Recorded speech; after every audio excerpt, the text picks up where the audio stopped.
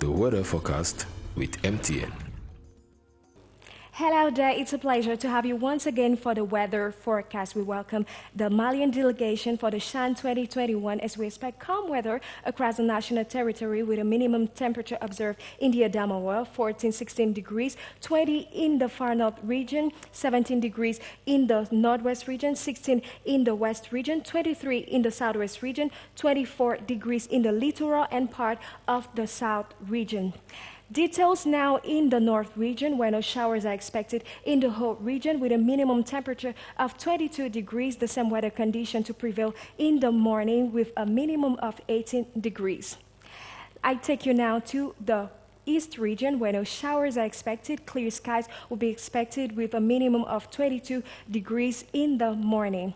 I equally take you now, ladies and gentlemen, to the south region where showers are expected in only two towns, that is Kribi and Ambam. Kribi will prevail the precipitation in the morning. Ladies and gentlemen, I invite you to visit the Mwaza National Park. Have a good evening. Goodbye.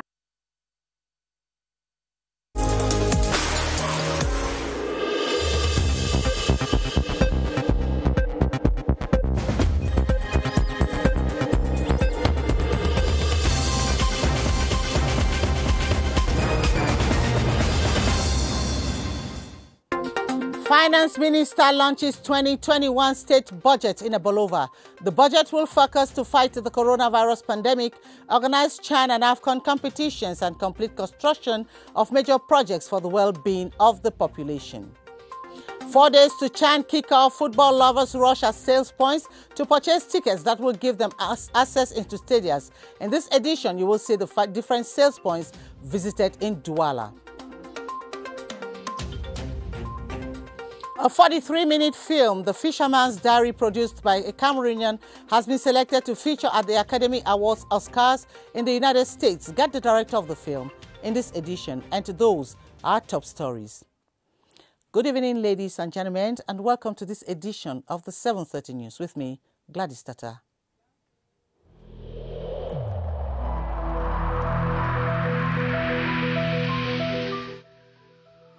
I have personally observed that most of our fellow citizens no longer comply with the protective measures prescribed by the government.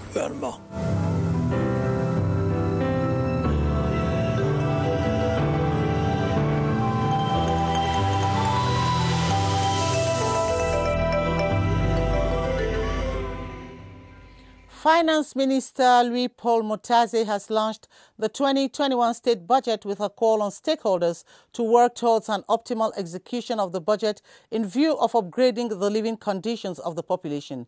During the ceremony in Ebolova, it was revealed that the state budget, which stands at 4,865.2 billion CFA francs, must be used to fight against the coronavirus. Agro-pastoral producers organize the CHAN, enter the AFCON competitions, and complete the construction of major projects, as well as foster decentralization. Our South Regional correspondent, Bernice Atabon, covered the ceremony and now reports. The 2021 state budget falls in line with President Paul Biya's vision to relaunch the economy of Cameroon despite the coronavirus pandemic. The budget, which stands at 4,865.2 billion CFA francs, is more than 200 billion higher than the budget of last year. We don't know how things are going to move as far as the pandemic is concerned, first of all. As far as the socio-economic crisis in the Northwest and Southwest is concerned. We are a little bit optimistic, but there are some preconditions. And this is why I gave them some instructions on how to be very cautious. This year's budget will be used to organize the CHAN and the AFCON. A 100 billion CFA francs fund has been reserved for the fight against the coronavirus.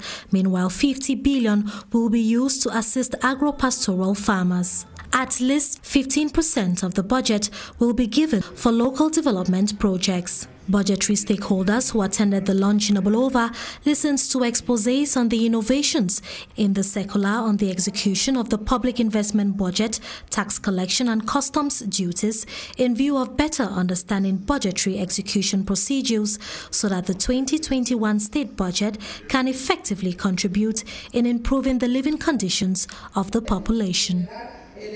In a related development, stakeholders in the execution of public investment projects in the Northwest region have appealed to government to accord special financial allocations to the crisis-ridden region so as to facilitate the effective execution of projects in 2021. The officials made the plea in Bamenda during the launch of the 2021 state budget for the Northwest that stands at 48 billion CFA francs and has been earmarked for projects like the continuation of construction works in the Ring Road and the Bamenda-Babaju stretch. Eric Langmia-Wufo completes that story from CRTV Northwest in Bamenda. The source of political crisis, the late payment of bills by the Treasury, and the non-compliance of commercial banks to pre-finance contractors are some of the reasons behind the execution of only 263 projects out of 509 in 2020. Stakeholders want the government to allocate special financial considerations to the Northwest region. Proposing that if the Central Treasury could make some special allocations to be transferred to the Regional Treasury of the Northwest region. This might help salvage the liquidity difficulties found in our treasury. The 48 billion francs earmarked state budget for the Northwest will be used to improve on the living conditions of the people in 2021. We have the continuation of the construction of the Ring Road, the Babaju Bamenda Road, and I think 15 kilometers within the town of Bamenda. The budget also targets the implementation of government's reconstruction efforts in the Northwest affected by a 4-year crisis. The 2021 state budget will be executed under a number of constraints, the main one being the coronavirus pandemic. The objective of the state is to ensure that measures put in place effectively address the impact of the pandemic without crippling growth ambitions. Clarice Ari Takang tells us more. Security and COVID-19, the two challenges the implementation of the 2021 state budget will have to face head-on. From minus 2.8%, hopes are high that a rebound in the economy will take the growth rate out of the red. For the state, therefore, focus will not only be on revenue mobilization, but equally on overseeing rigor in the management of public funds. From internal and external debt servicing to other recurrent expenses, there should be no strings attached. The context of the execution is going to be very difficult. And we have realized that there are the unpaid bills that is pending at the level of the Treasury. That is why the monitoring and the follow-up so that the actors should respect the procedure on the execution of the budget is very, very important. We will not allow authorizing officers to execute the budget haphazardly. Strategic budgetary choices, good governance as regards fiscal and customs measures, but above all, purpose will have to serve as guidelines. The structural transformation of the economy is at stake. When we start executing what is contained in the budget, it means that we are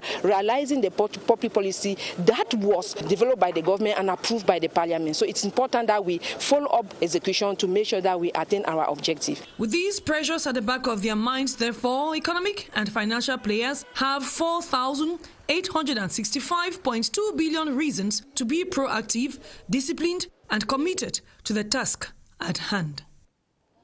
According to the 2019 report on the activities of public establishments in Cameroon, the entities were hard hit by shocks resulting to the fall in the world price of oil and main export products. The report equally indicates that internal security concerns in the northwest and southwest regions, coupled with the Boko Haram attacks in the far north region, negatively affected activities of public corporations. However, the report outlines that despite these challenges, the country's economy continued to show resilience and is leader in the sub-region.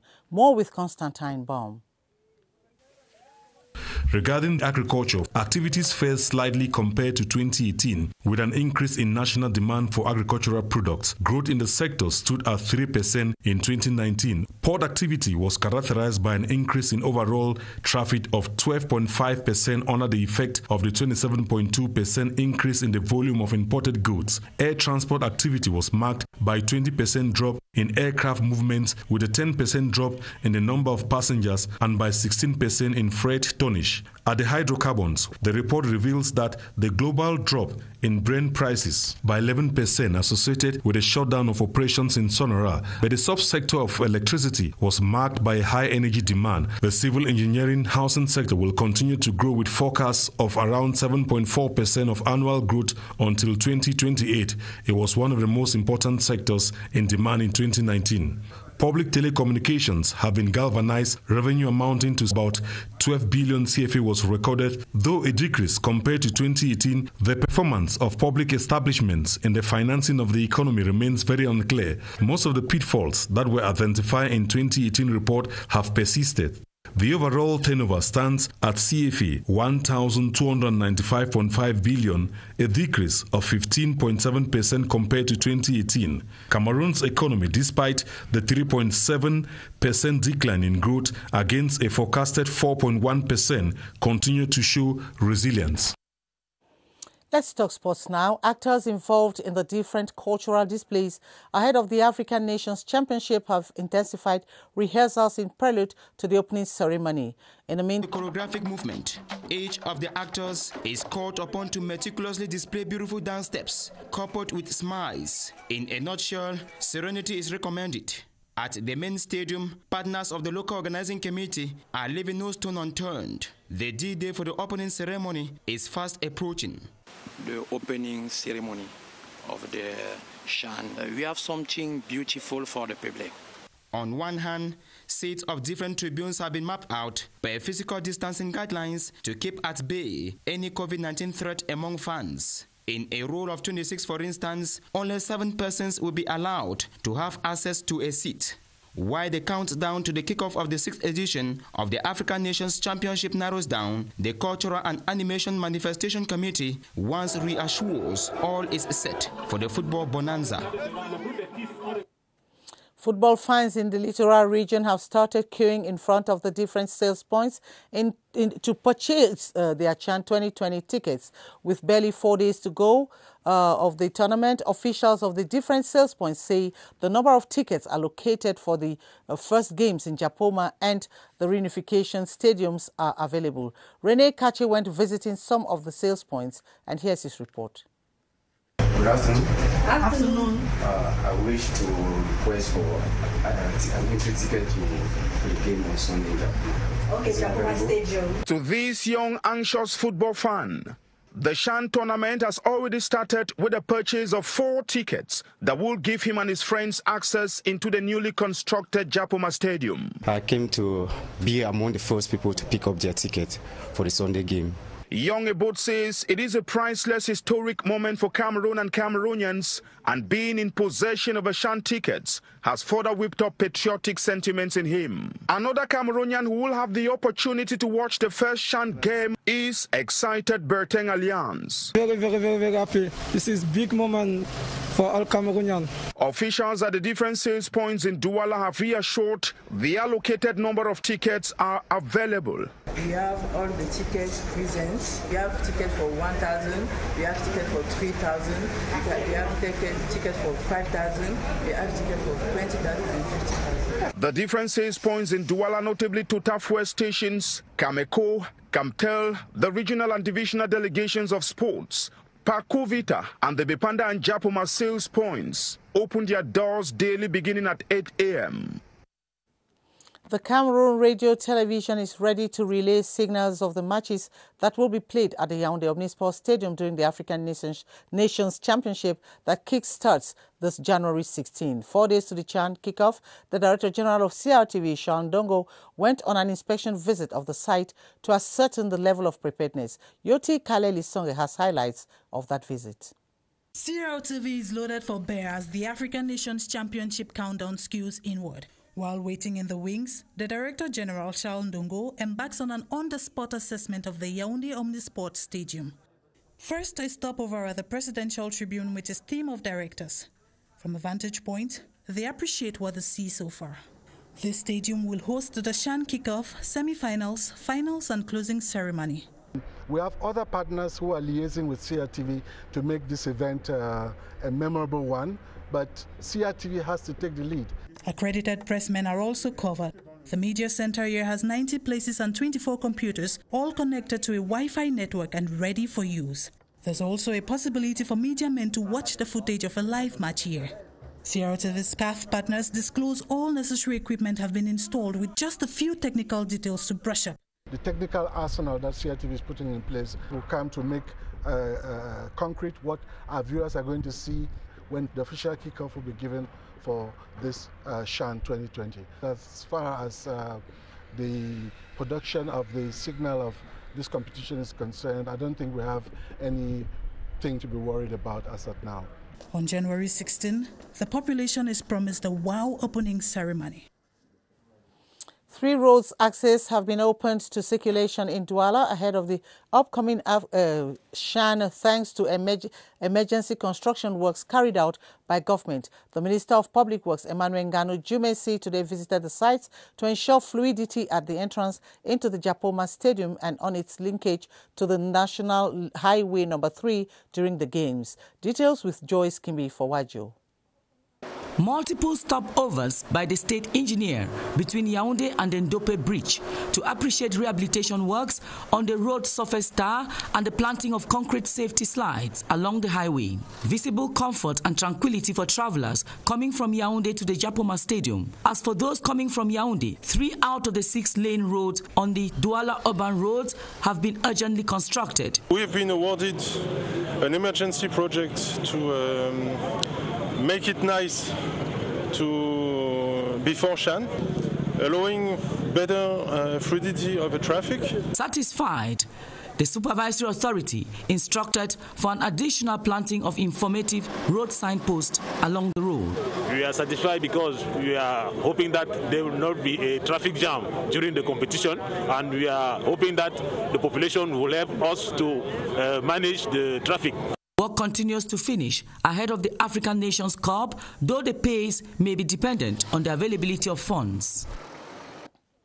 In continuation of our series on how medical structures are bracing up for the African Nations Championship, we visited the Yaoundé Emergency Center, which will be on call 24/24 during the event to provide emergency care. The center has its emergency plan drafted and its care procedures disseminated for the population to get familiar with. Beatrice Losamba completes the details. This is the way in for emergency cases that will need prompt medical response during the African Nations Championship. The Yaoundé Emergency Center, equipped to provide such responses, is bracing up for the new but not so new challenge. If the CHAN were to be played today, we would be ready. We have received equipment for the intensive care unit, scanners, and many others. As a center which manages over 15,000 emergency cases yearly, one which has passed the test of managing emergencies during the prestigious Africa Women's Nations Cup, the hospital feels confident it will be up to the task. But even the most experienced players in competitions like this know it takes training to be fit for every new game. We have well-trained staff in stadiums. We have mobile posts in towns with specific equipment to attend to cases on the spot. As part of the emergency plan, medical teams will be deployed to stadiums. Defibrillators will be available as well in games grounds. Patients with cardiac events will be stabilized and transported to hospital in 6 new ambulances recently acquired. The center counts on adequate emergency support from mobile medical teams and a network of hospitals chosen for sports-related injuries during the CHAN. Away from sports, it is envisaged that the United Nations Multidimensional Integrated Stabilization Mission in the Central African Republic, MINUSCA, will organize a convoy of some 1,500 trucks from Garabulai to Bangui, as trucks can no longer access the landlocked country because of violence and insecurity. This is one of the issues discussed at a meeting in Garabulai by the Minister of Territorial Administration to evaluate the situation of land freight between the two countries. Ebenezer Akanga was in Garabulai and now tells us more. Due to the insecurity on the Garabulai-Bangui corridor, economic transactions between Cameroon and the Central African Republic have come to a halt. Trucks transporting goods from Cameroon to the landlocked country have been grounded. There are 1,000 trucks which have been grounded in Garabulai. Some of them are transporting perishable goods. There are trucks from Chad transporting fuel. There are also trucks from Douala, SDP in Limbe, trucks transporting products of the World Food Programme, and MINUSCA. We have perishable products like fish, onion, rice, and many other trucks. While on a special mission to Garabulai on high instructions of the head of state, the Minister of Territorial Administration visited the sites where some of the trucks have been parked to get first-hand information of the situation. Paul Atanganji assured the transporters that a comprehensive report will be forwarded to the head of state for instructions on the way out.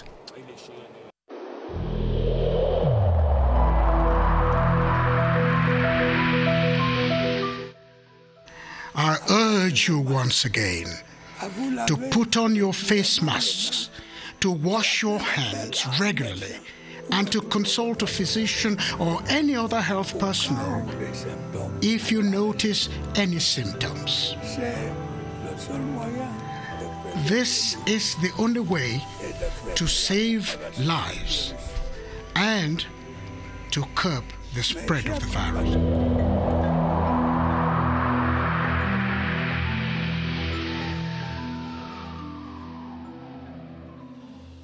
Over 300 foreigners, including football coaches and then football supporters, are expected in Cameroon for the upcoming African Nations Championship. Such opportunities easily permit the spread of the coronavirus, reason why there will be a systematic COVID screening of all the delegations. Who are those directly concerned with the COVID-19 screening? To answer this question, let's hook up with Baldwin Sama with his guest, Dr. Blaise Akenji, with updates. Hello, Baldwin. Good evening to you, Gladys, TATAH. With more and more persons coming to Cameroon thanks to the African Nations Championship, the worry is to know who among the different players or officials is directly concerned with screening for COVID-19. We discussed that tonight with our guest, Dr. Blaise Akenji. He is a biologist. Good evening to you, Doctor. Good evening, Baldwin. Among the different members of the different delegations to be part of the African Nations Championship in Cameroon, explain to us who are those directly concerned with screening for COVID-19. Okay, thank you for that pertinent question, Baldwin. Of note, all CAF officials, all players and their delegations who will arrive at our airports and other entry points will be tested according to the national COVID testing protocol. Secondly, all players and all other involved actors who shall be present in or around the playing grounds will be tested before each match. And finally, just as a reminder, Cameroonians will be tested according to the national testing protocol. Those who are not involved, the general population will be tested normally as usual. Thank you for the question. Thank you so much, Dr. Blaise Akenji, for giving us all those diseases concerns, all those concerns with the screening for COVID-19, with the arrivals for the different delegations into Cameroon ahead of the African Nations Championship. Back to you, Gladys TATAH. Thank you once more, Baldwin Sama, and hope to be in your company same time tomorrow. The Fisherman's Diary, a Cameroonian film released in 2020, has been accepted for the Best International Feature category. This was at the 93rd Academy Awards Oscars, the most prestigious cinema awards in the United States of America. The 143-minute drama tells the story of Eka, a young girl who desires education in an environment where education of a girl is a taboo. Emanuela Vermier spoke to the director of the film and compiled the following report for the 7:30 News. Fireworks moment. From Cameroon to the world, the 2 hours 23 minutes Cameroonian drama The Fisherman's Diary is at the level of the Academic Awards, Oscars. Its submission for the Best International Film category for this most prestigious award in Hollywood has been accepted. It's one beautiful feeling as a filmmaker to finally know that other great filmmakers in the world have given value to what you sat in a small corner to do. With this first step now over, the Oscars team will analyze the film to ensure it meets all requirements before its official nomination. Should this be done, then hopes of a win could be nursed. I think altogether we've had about 60-something awards. We tried to narrate an original Cameroonian story, the story of a lot of Cameroonian girls who are wishing and hungry for education. Shot in Limbe, The Fisherman's Diary in Pidgin English tells the story of Eka, a young girl who desired education in an environment where girls' education is a taboo. Papa, I'm interested in picking the sing school song. I like her. 1 year after its release, the hope of an Oscars is next. And in religion, the National Episcopal Conference of Cameroon is currently meeting in Bafang, West Region, for the 44th Annual Seminar of Bishops in Cameroon. The 1 week come together unfolding under the theme, the National Episcopal Conference and its future, is chaired by His Lordship Abraham Kome. Chancellor Nanze of CRTV West in Bafusam tells us more. The 44th Annual Seminar of Bishops of Cameroon is taking place at a time when the country is losing compatriots to terrorist and secessionist attacks. Thus, the clerics are laying emphasis on the place of fraternity in bettering the society. The Holy Father, Pope Francis, published the encyclical Fratelli Tutti, in which he emphasized on universal brotherhood. If there is war, fighting, crisis everywhere, it's because of the lack of brotherhood. They are also reflecting on the future of the National Episcopal Conference. It is time for our conference to be able to adapt itself so that the conference can be relevant to the reality we are living. The gathering is taking place in the presence of the Archbishop Emeritus of Douala, Cardinal Christian Toumi. Among those who attended the opening ceremony was the SDO for the Opankam, Luke Ndongo. The new executive president of the Cameroon Baptist Convention, the Reverend Dr. Nditeme Charlemagne, has officially taken up function as president of the CBC. During a service at the Nkwen Baptist Church, Christians expressed the desire for the new leader to foster their faith in God. Kilo Valerine Salah has the details from CRTV's Northwest Regional Bureau in Bamenda. At the Nkwen Baptist Church in Bamenda, a transitional service unfolds to draw curtains on the 8-year mandate of Reverend Dr. Cham Godwi Chato at the helm of the Cameroon Baptist Convention. A particularly challenging mandate blighted by insecurity. A lot of our schools that were in rural areas were shut down, but I'm glad that as I exit, some of those schools are beginning to reopen timidly, and most of those health facilities in the rural areas are also beginning to resume. The new CBC hierarchy describes the current clashes in the northwest and southwest regions as far too distant in providing any meaningful solution to the stalemate. Peace would thrive much more from dialogue than from the barrel of a gun. So we call on all parties to give a chance to peace. He's departing with a reputation for frank work, but his successor must pull off a deep and different approach. For observers who find that frankness alone hasn't sufficed to blow off the current unrest, torturing the restless crisis regions. And that is the package we put together for you on the 7:30 News. Thanks for watching. Adele Mbala will be here at 8:30 for the news in French. For me, I'll be here tomorrow, same time. Until then, it's bye from all of us on the 7:30 call. Good night.